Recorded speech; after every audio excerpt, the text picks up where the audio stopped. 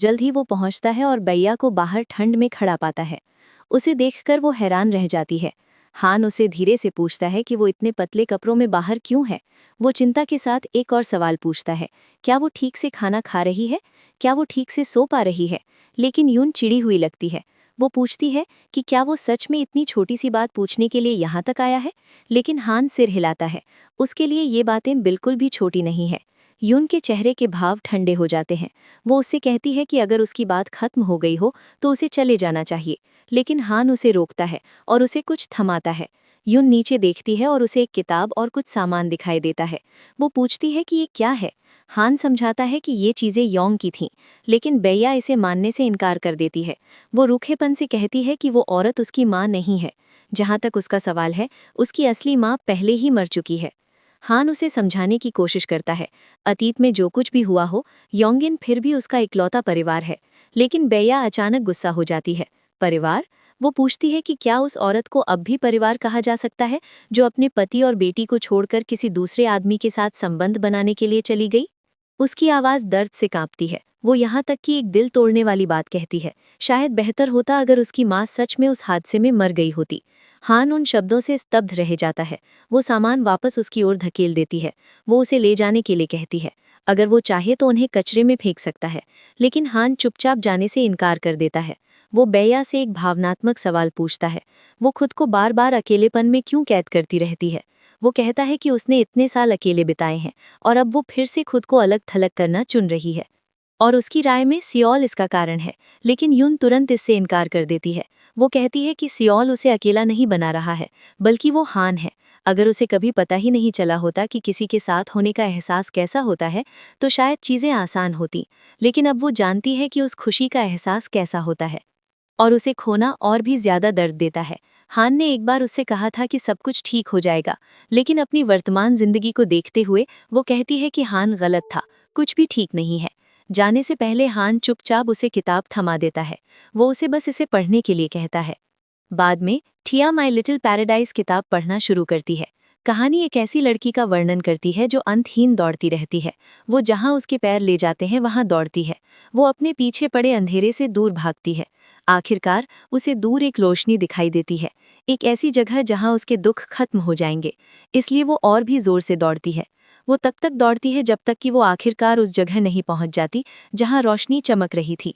लेकिन जब वो वहां पहुंचती है तो वहां उसका इंतजार करने वाला कोई नहीं होता। उस पल लड़की को आखिरकार कुछ महत्वपूर्ण समझ आता है। जिस स्वर्ग को वो खोज रही थी वो कभी दूर नहीं था। वो हमेशा उसी अंधेरे के अंदर छिपा हुआ था जिससे वो बचने की पूरी कोशिश कर रही थी। उसकी खुशी हर समय उसके ठीक बगल में थी, उसका अपना एक बहुत छोटा लेकिन बहुत कीमती स्वर्ग। इसी बीच मिनविल डिटेक्टिव किम से संपर्क करता है। डिटेक्टिव को तत्काल एक पता देता है। उसका मानना है कि यूंगसीन वहां हो सकती है। हान खुद उस स्थान की ओर भागता है। दूसरी तरफ सील यान की माँ के पास पहुंचती है और तकिए से उसका दम घोंटकर उसे मारने की कोशिश करती है, लेकिन वो वहां से भागने में सफल हो जाती है। सील उसका पीछा करती है। यहाँ यान की माँ एक सड़क पर पहुंचती है और सील गुस्से में उसे अपनी कार से टक्कर मार देती है। उसी समय हान भी वहां पहुंच गया था। सील जल्दी से भागने में सफल हो जाती है, लेकिन हान घबराहट में यान की माँ की ओर दौड़ता है। वो बेहोश है। हान उसके पास घुटनों के बल नीचे बैठता है और उसे धीरे से हिलाता है, लेकिन वो कोई प्रतिक्रिया नहीं देती। इसके बाद हम देखते हैं कि यान की माँ की मृत्यु हो गई थी और ये उसके अंतिम संस्कार का दिन है। मीडिया और पत्रकार वहां डायरेक्टर यून से मिलने की कोशिश कर रहे हैं। यहाँ हम यून को जो हुआ उससे पूरी तरह दुखी देखते हैं। हान उसके पास आता है और उसे सांत्वना देता है। जल्द ही मीडिया एक चौंकाने वाली सुर्खी रिपोर्ट करती है। ये इट्स यू है। उभरती हुई एआई कंपनी अब तक के अपने सबसे बड़े संकट का सामना कर रही है। समाचार चैनलों ने खुलासा किया कि यान की मां यूंगसीन एक हिट एंड रन दुर्घटना में शामिल थीं। मुख्य संदिग्ध डायरेक्टर सील को बताया गया है, जो अब गायब है। हर तरफ लोग गुस्से में हैं। यूजर और निवेशक विरोध करने के लिए कंपनी की इमारत के बाहर जमा होते हैं।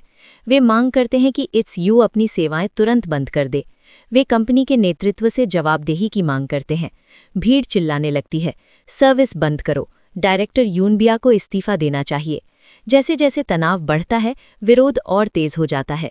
यूनबिया आखिरकार पहुंचती है। उसकी कार पत्रकारों और नाराज निवेशकों से घिरी हुई है। लोग रास्ता रोकते हैं और जवाब मांगते हैं। पत्रकार हर तरफ से सवाल चिल्लाते हैं। वे पूछते हैं कि सील ने अपनी मां को नुकसान क्यों पहुंचाया। वे पूछते हैं कि क्या उन दोनों के बीच कोई संघर्ष था। वे पूछते हैं कि क्या बेया का इस्तीफा देने का इरादा है। हर कोई चिल्लाते रहते हैं। फिर यून कुछ कहती है। पहले वो थोड़ा झुकती है, फिर वो माफ़ी मांगती है।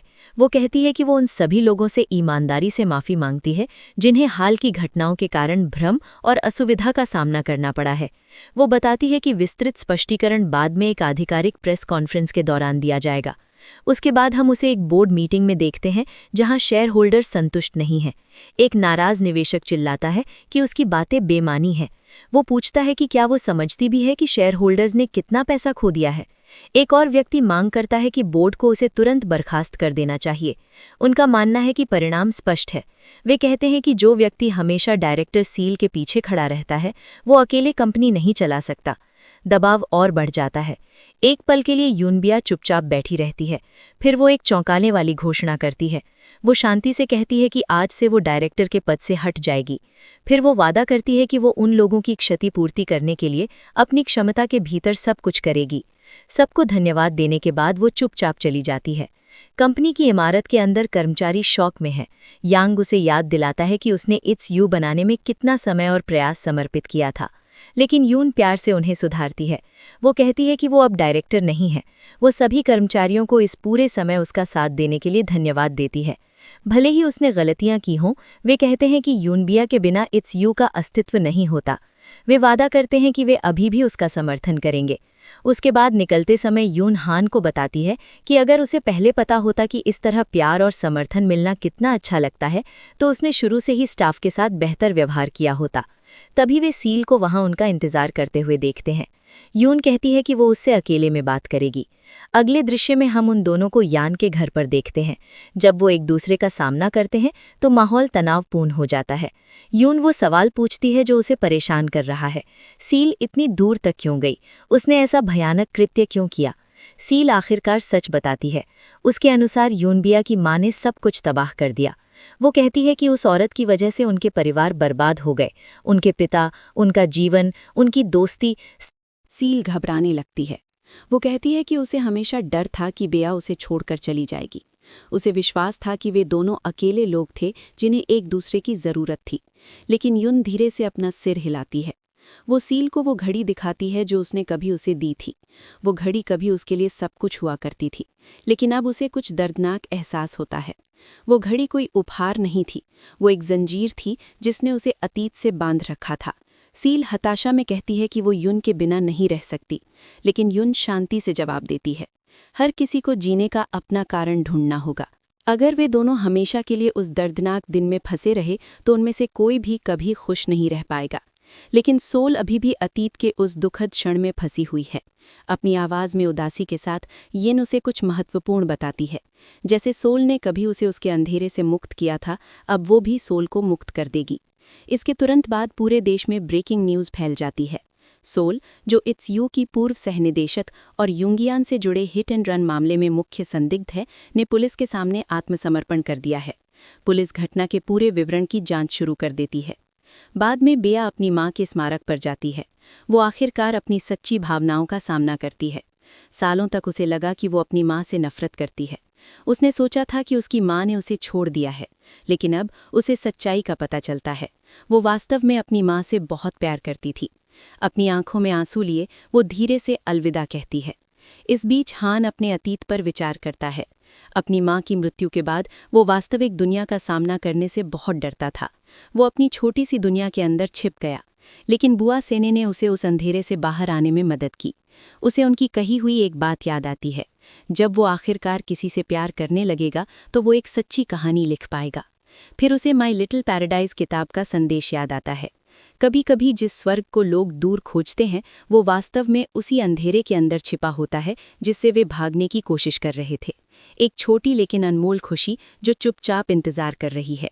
जैसे जैसे स्थिति धीरे धीरे शांत होती है। अगर आपको अभी तक स्टोरी पसंद आई है और आप इसका अगला भाग देखना चाहते हैं तो वीडियो को सब्सक्राइब करें रेड बटन दबाकर। जैसे ही नेक्स्ट पार्ट लोड होगा आपको दिखाई देगा।